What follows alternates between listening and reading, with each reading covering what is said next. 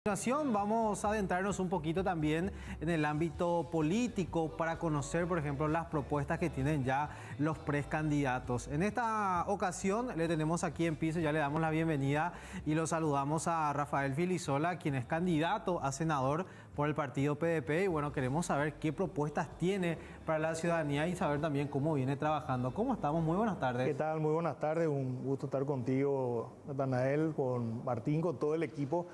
Y bueno, básicamente es un tema que venimos trabajando hace bastante tiempo, no solamente como proyecto para el Congreso, por supuesto el Congreso es importante, pero en realidad va mucho más allá de eso, ¿no? Yo estoy muy enfocado en el trabajo de la concertación, que es un esfuerzo de unidad muy grande, nuclea a decenas de partidos y movimientos políticos, lo venimos trabajando desde hace bastante tiempo.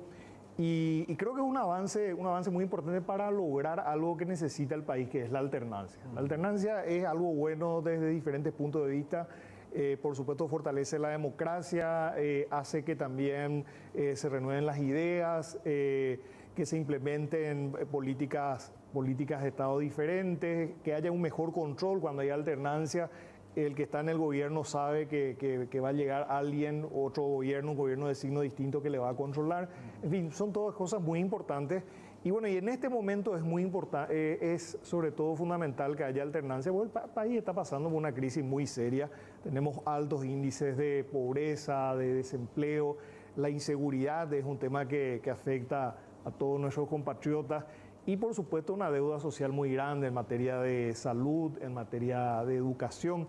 Son los grandes temas que tiene que resolver este país y que nos ha ido bastante mal en los últimos años. Así que es bueno que haya un cambio para que podamos enfrentar estos problemas con un nuevo enfoque. Exactamente, bueno, usted también tiene experiencia, fue ministro del Interior, en el marco de la seguridad, por ejemplo, para hablar un poco, porque constantemente hablamos de los hechos delictivos a causa de la adicción, el microtráfico que hay actualmente, está abarcando a la juventud de hoy día, está destruyendo el presente, el futuro de estos jóvenes.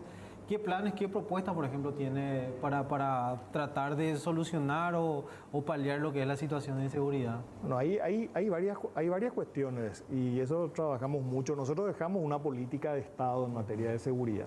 Aprobamos una política, posteriormente tuvo una continuidad, algunos gobiernos, algunas administraciones le dieron continuidad, otras no.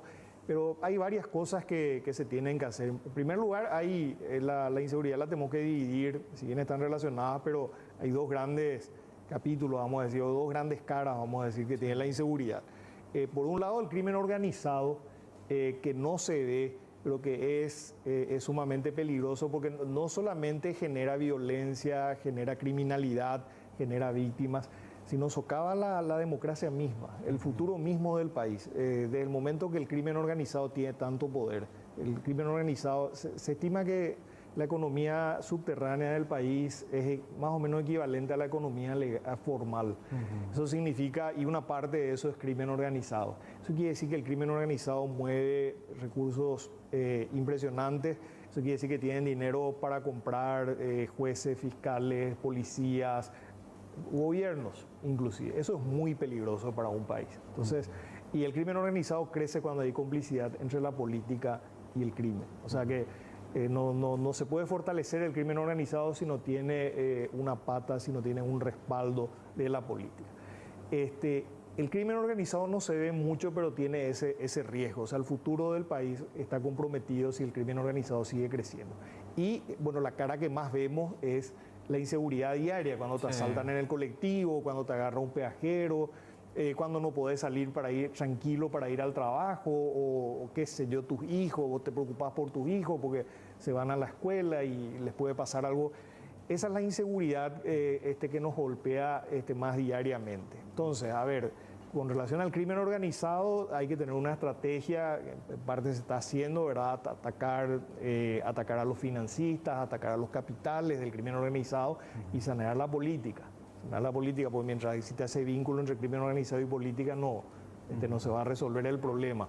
Y para la inseguridad diaria hay varias cuestiones. Hay que reformar la policía, hay que sanear la policía, hay que sanear el sistema de justicia, hay que hacer más efectivo, más eficiente el sistema de justicia, hay que reformar el sistema carcelario. No puede ser que alguien entra a la cárcel por un crimen menor y sale convertido en un soldado del PCC o del clan Rotela. O sea, eso no puede seguir ocurriendo. El sentido de que una persona sea recluida es que pueda ser reformada y pueda reinsertarse a la sociedad como una persona de bien. Ese es el sentido de... Si no ocurre eso, el sistema carcelario fracasa. Y bueno, y hay cuestiones que la tecnología hoy ayuda muchísimo. Por ejemplo, hay que fortalecer el sistema 911, el sistema de videovigilancia.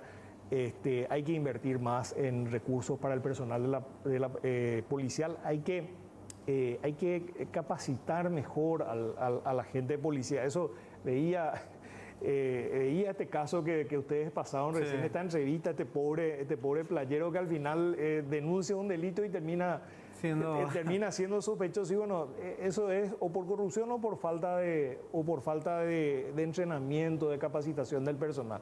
El capital humano siempre es fundamental.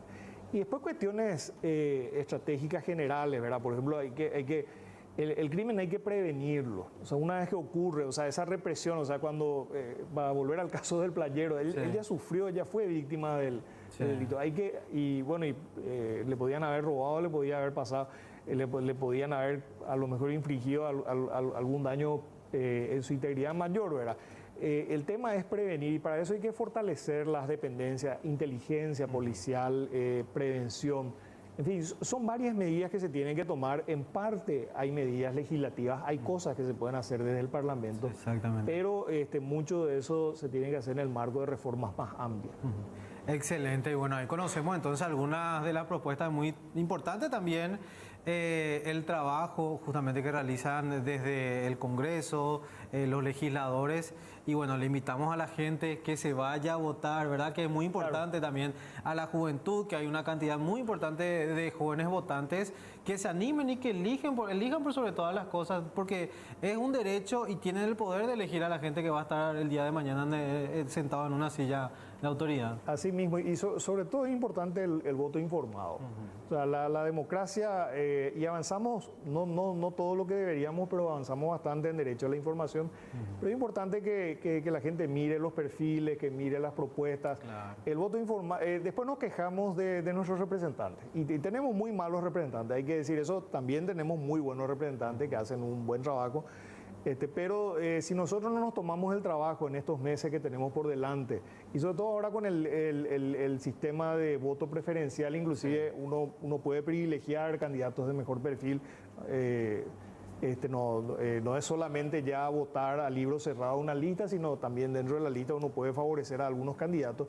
Así que yo creo que es muy importante el voto informado y por lo menos para no dejar pasar esta oportunidad.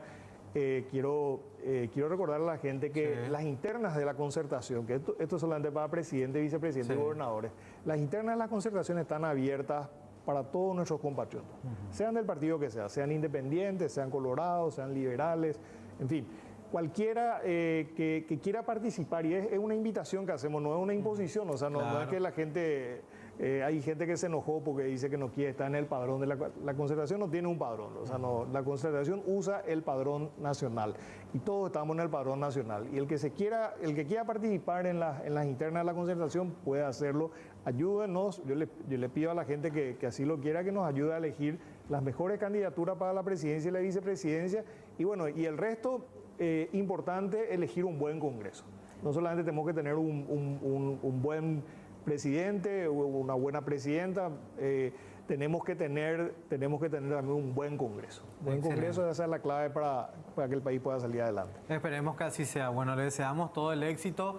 Le agradecemos por visitarnos aquí en C9N y sobre todo por mostrar y dar a conocer la propuesta que tiene, porque es muy importante que la gente conozca a su candidato para poder votar de la manera correcta y, como usted decía, poner a las mejores personas ya allí como legislador. Así que muchísimas gracias, Rafael, por la visita. Muchas gracias a usted y espero que sigamos en contacto. Así será. Tenemos más información.